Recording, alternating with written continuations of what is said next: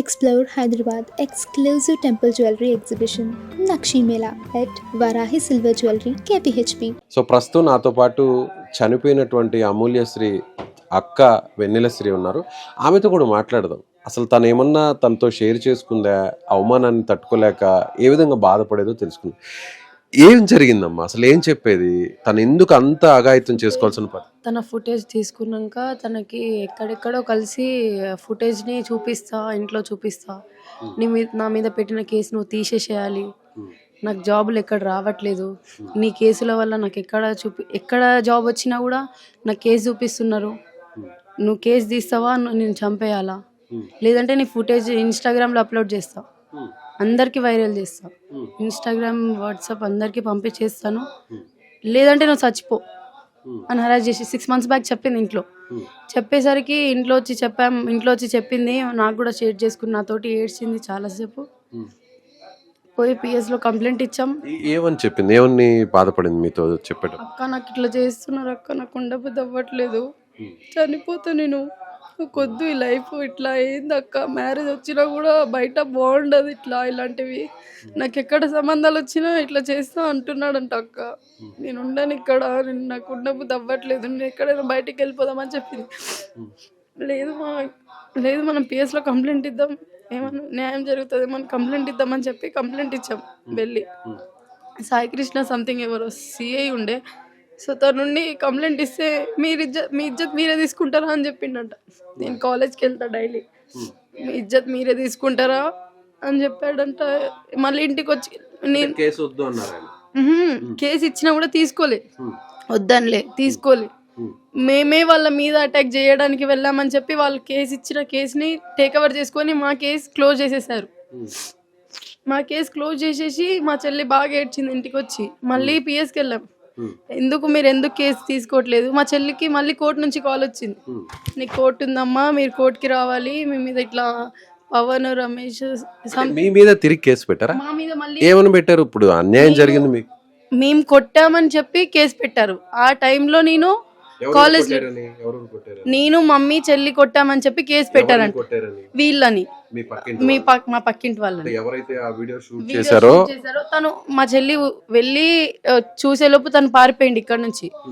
Evening మా చెల్లి call చేసి ఏడ్చింది, అక్క నాకు ఇట్లా అయింది అని చెప్పి. నేను కాలేజ్లో ఉన్నా, కాలేజ్లో ఫోన్ చేసి ఏడ్చింది. అయితే నేను సాయంత్రం వచ్చి మాట్లాడతాను. మమ్మీ ఏమో వర్ధమాన్ కాలేజ్లో ఉంటుంది, వర్ధమాన్ కాలేజ్లో కొంచెం మొత్తం ఫ్లోర్ని చూసుకుంటుంది, ఫ్లోర్ అక్కడ పనిచేస్తూ ఉంటుంది. అక్కడ కాల్ వచ్చింది, మమ్మీకి కాల్ వచ్చి, మమ్మీ పోలీస్ వాళ్ళకి కాల్ చేసి చెప్పింది ఇట్లా ఉందంట సార్ అంటే కూడా రాలే, పోలీస్ వాళ్ళు రాలేదు. మళ్ళీ ఈవినింగ్ మేము వచ్చాము, అడిగాము ఎందుకు ఇట్లా చేస్తున్నారు మీరు అని చెప్పి, కంప్లైంట్ ఎందుకు ఇవ్వడం లే అని అడిగితే మేమే కొట్టామని చెప్పి పిఎస్లో కంప్లైంట్ ఇచ్చారు. ఇప్పుడు అన్యాయం జరిగింది మీకు, ఆడవాళ్ళు పోలీసులు మీ వైపు ఉండకుండా అటువైపు ఎందుకున్నారు? అంటే మీదేమన్నా మిస్టేక్ ఏమన్నా ఉందా? ఏం లేదు సార్, మేము పిఎస్లో కంప్లైంట్ ఇచ్చాం, మేము పిఎస్లో కంప్లైంట్ కూడా ఇచ్చాం, మాది తీసుకోకుండా వీళ్ళదే టేక్ ఓవర్ చేస్తారు. ఎప్పుడు మీరు అడగలేదా మరి? అడిగాం సార్, గట్టిగా అడిగినందుకే మా చెల్లికి లేడీ కానిస్టేబుల్, ఆమె పేరు సంథింగ్ ఏమో ఉంది, అరుణ లేడీ కానిస్టేబుల్, తను కొట్టడానికి వెళ్ళింది. సాయికృష్ణ సిఐకి అడిగింది మా చెల్లి, నా కేసు తీసుకోకుండా తన కేసు ఎట్లా తీసుకుంటారు మీరు, నేను ఒక ఆడపిల్ల, నేను అన్యాయం అయిపోతున్నా కూడా మీకు పట్టింపు లేదా సంథింగ్ అడిగితే ఇట్లా లేడీ కానిస్టేబుల్ కొట్టడానికి వచ్చిందని చెప్పి మళ్ళీ ఈవినింగ్ వచ్చి ఇంట్లో బాధపడింది. ఇట్లా మళ్ళీ ఇట్లానే జరుగుతుంది, నేను కంప్లైంట్ ఏమి ఇవ్వనని చెప్పింది, చాలాసార్లు హరాజ్ చేస్తున్నా చెప్పి కూడా కంప్లైంట్ ఇచ్చాం, అయినా కూడా పట్టించుకోలేదు. లేదు చెల్లి మీదనే కంప్లైంట్ ఇచ్చేవాళ్ళు. మా చెల్లి డైలీ కోర్టుకి వెళ్ళేది, ఎప్పుడు పడితే అప్పుడు కోర్టుకి వెళ్ళేది, వీక్లీ వన్స్ అన్నా మంత్లీ వన్స్ వెళ్ళేది. ఎంతకాలం నుంచి జరుగుతుందమ్మా ఇలా? 2 years నుంచి, 2 ఏళ్ళు, ఒక 2 years నుంచి జరుగుతుంది సార్ ఇది. 2 years నుంచి మా చెల్లి ఇట్లా భరిస్తూ తట్టుకోలేక ఆత్మహత్య చేసుకుంది సార్.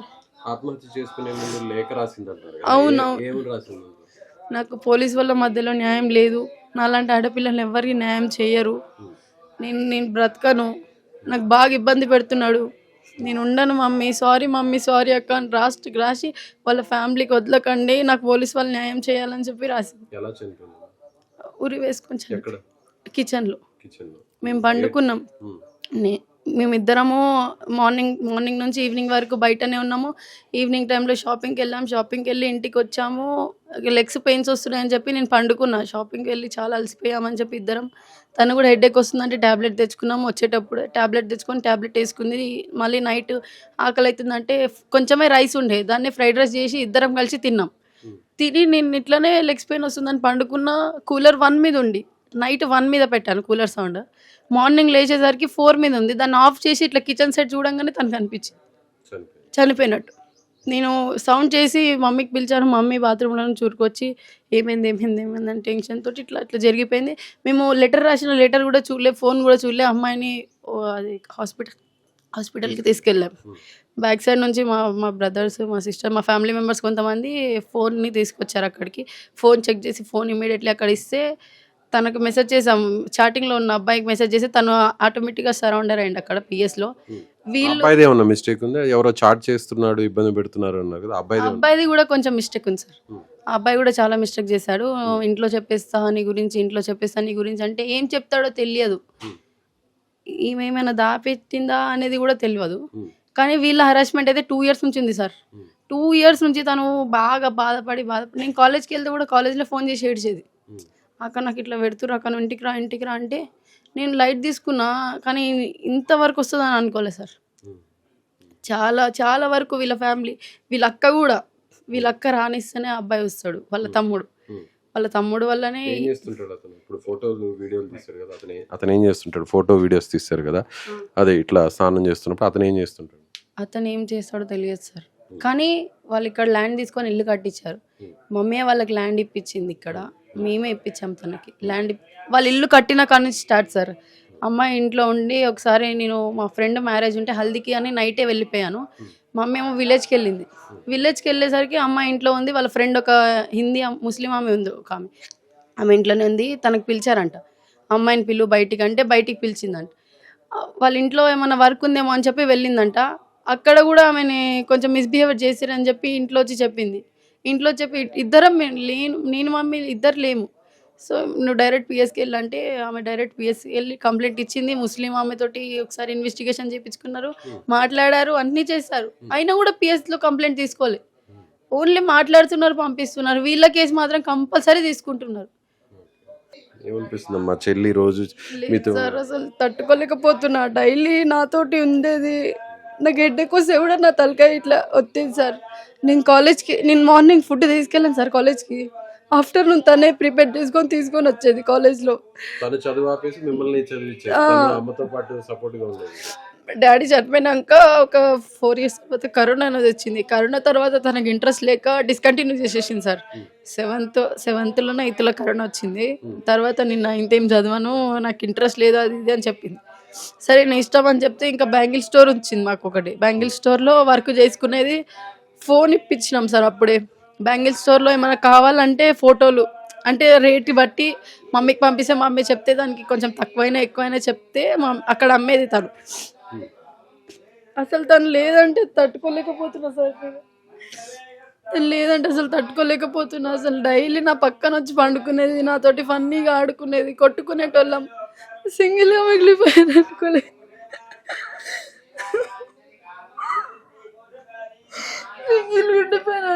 సార్ నేను అసలు సింగిల్గా ఉండిపోతాను అనుకోలేదు. ఒక్కదాన్ని ఉండిపోయాను. మమ్మీతో ఏం షేర్ చేసుకోదు, అంతగా నాతోటే షేర్ చేసుకుంటుంది.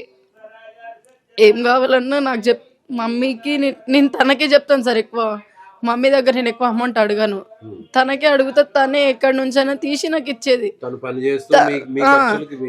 నాకు ఇచ్చేది చిన్నదైనా కూడా మిమ్మల్ని చదివించేది. అంటే నేను ఎక్కడైనా బుక్స్ తీసుకోవాలన్నా కూడా మమ్మీకి కొంచెం షుగర్ బీపీ అనేది ఉంది. తన దగ్గర అడిగినా కూడా పైసలు అమౌంట్ ఇవ్వాలి మమ్మీ అంటే చూస్తా ఇచ్చేది. మమ్మీ కూడా ఇచ్చేది, కానీ మమ్మీకి ఎక్కువ ప్రెజర్ పెట్టేదాన్ని కాదు. చెల్లి దగ్గర అడిగేదాన్ని, చెల్లి ఇచ్చేది.